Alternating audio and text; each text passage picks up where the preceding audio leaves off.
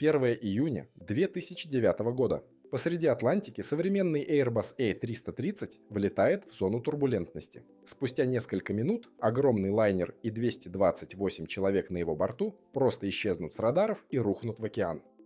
Как же так получилось? Все началось с, казалось бы, крошечной проблемы. Обледенели датчики скорости.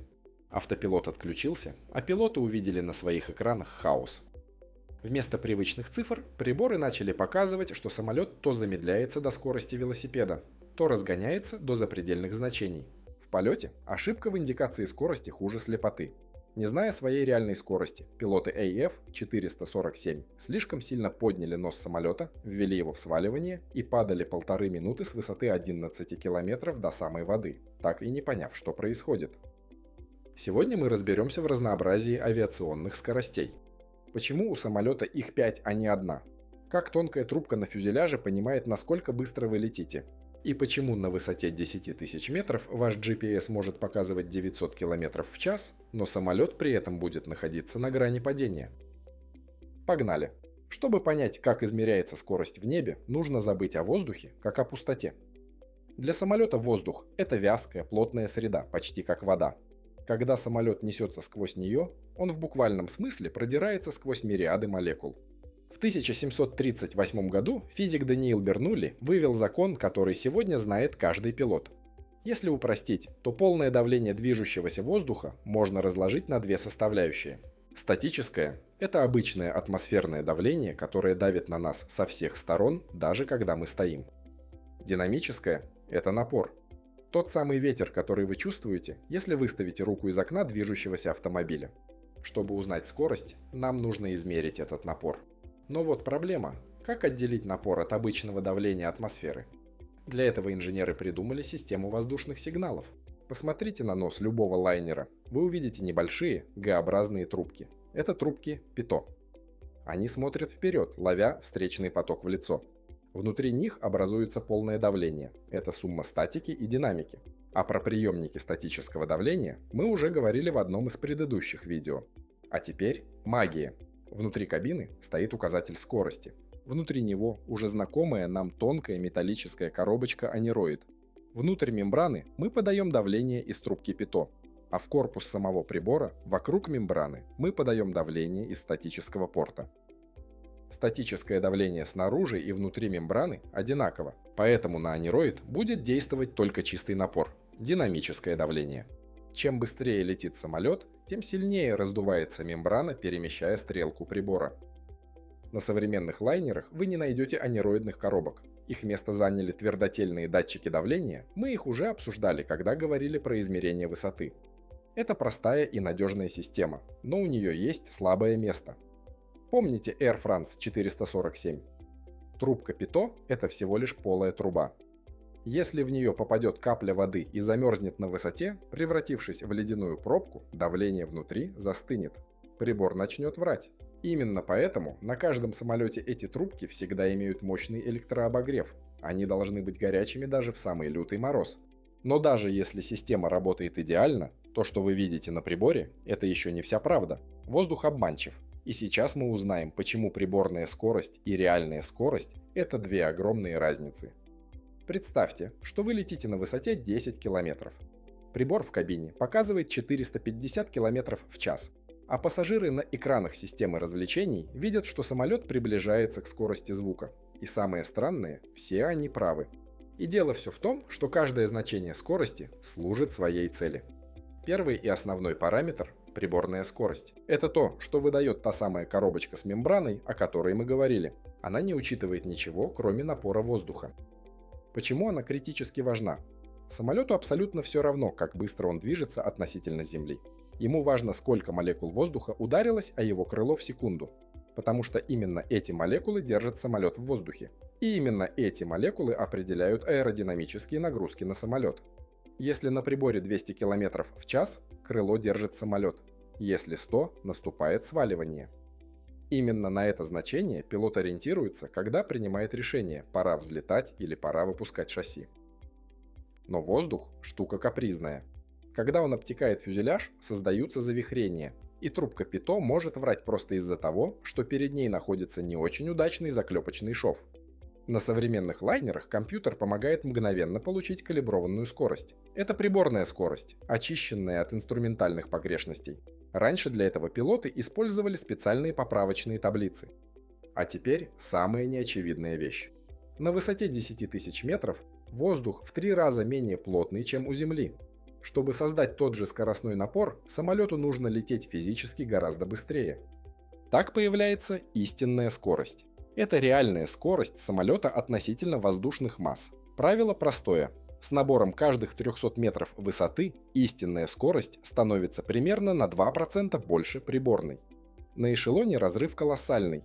Прибор показывает безопасные 450 км в час, но в реальности вы несетесь со скоростью 800 км в час. Но и это еще не все. Воздух сам по себе может двигаться. Думаю, что все знают, что такое ветер. Так вот, если вы летите с истинной скоростью 800 км в час, а вам навстречу дует ветер 100 км в час, ваша путевая скорость относительно Земли будет 700 км в час. Если же ветер будет попутный, то скорости будут складываться. Путевая скорость нужна только для одного – понять, когда вы прилетите в пункт назначения и хватит ли вам топлива. Для пилотирования она бесполезна. Условная Cessna вполне может лететь с нормальной приборной скоростью, но при этом зависнуть относительно Земли. На больших высотах и скоростях появляется еще одна переменная – число Маха. Это отношение вашей скорости к скорости звука. Зачем оно пилоту? Дело в том, что когда самолет приближается к скорости звука, воздух начинает вести себя иначе. Он сжимается, возникают скачки уплотнений, которые могут трясти самолет или менять его балансировку. Поскольку скорость звука зависит от температуры, а на высоте всегда холодно, звук там распространяется медленнее. Поэтому на эшелоне пилоты следят не только за километрами в час, но и за махами. Например, стандартный круизный режим лайнера – это примерно 0,8 маха. Итак, мы разобрались, что есть что. Но остался вопрос, как измерить столько параметров. Про приборную скорость мы уже говорили, а как быть с остальными? Истинную воздушную скорость и число Маха измерить напрямую нельзя. Их вычисляют на основании приборной скорости, плотности и температуры окружающего воздуха. А вот с путевой скоростью все намного интереснее. Для начала ее тоже можно просто посчитать. Если мы знаем нашу истинную воздушную скорость и знаем направление и силу ветра из прогноза, мы можем геометрически вычислить путевую скорость. Это основы навигации, которые изучают все курсанты летных училищ. Но путевую скорость можно измерить напрямую. Лет 50 назад для этого использовался доплеровский измеритель скорости и сноса. Самолет посылает к Земле 3 или 4 радиолуча. Из-за эффекта Доплера частота отраженного сигнала меняется в зависимости от скорости движения. Прибор фиксирует этот сдвиг частоты и вычисляет путевую скорость и угол сноса ветром. Самый простой и точный сегодня способ – спутники. Приемник на борту получает сигналы от GPS-группировки и вычисляет изменения координат во времени. Это та самая скорость, которую вы видите на навигаторе в смартфоне. Но пилоты никогда не полагаются только на нее, потому что спутниковый сигнал можно заглушить или исказить.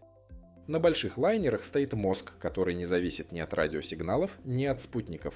Инерциальная навигационная система. Она состоит из сверхчувствительных лазерных гироскопов и акселерометров. Система помнит точку старта и чувствует каждое ускорение и поворот самолета. Математически интегрируя эти ускорения, она точно знает путевую скорость в любой момент, даже при полном отсутствии внешних радиосигналов. Теория – это хорошо, но давайте посмотрим, как это работает в жизни. Представьте, вы сидите в кабине Боинга или аэробуса, готового к вылету. На разбеге пилот следит только за приборной скоростью. Нам нужно, чтобы крыло оперлось на воздух. Когда стрелка доходит до расчетной отметки, самолет поднимает нос и отрывается. Начинается самое интересное – набор высоты. Пилот держит постоянную приборную скорость, скажем, 500 км в час. Но посмотрим на прибор истинной скорости.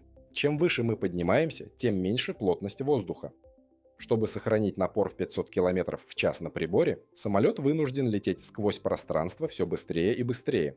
К высоте 10 км происходит удивительная вещь. Прибор все еще показывает те же 500 км в час, но относительно воздуха вы несетесь уже со скоростью 850 км в час. И здесь в игру вступает число Маха. На большой высоте воздух не только разреженный, но и очень холодный. до минус 50, минус 60 градусов. А мы знаем, что чем холоднее, тем ниже скорость звука. Получается вилка. Наша реальная скорость растет, а порог скорости звука падает. Теперь пилот переключает внимание с километров в час на махе. Вот почему пассажиры часто удивляются, глядя на мониторы в салоне. Почему мы летим так медленно? Всего 450, спрашивают они, глядя на приборную скорость. А в это время самолет фактически летит почти со скоростью звука. Теперь вы знаете, что скорость самолета – это не одна цифра, а целая система координат. Приборная скорость – это безопасность и подъемная сила. Истинная – это физика движения в пространстве. Путевая – это наше время и навигация. А число Маха – это граница, за которой воздух становится твердым, как преграда. Вся эта сложная система держится на простых законах физики Бернулли и паре трубок на фюзеляже. Сегодня мы разобрали только то, как это измеряется. А вот как все это влияет на самолет? На каких скоростях самолет начинает разрушаться, почему нельзя выпускать закрылки на полной скорости? Об этом в одном из следующих видео, целиком посвященном критическим скоростям и ограничениям. И на этом на сегодня все. Вопросы, замечания и предложения в комментарии. Подписывайтесь на канал и до скорой встречи. Нам еще есть что обсудить.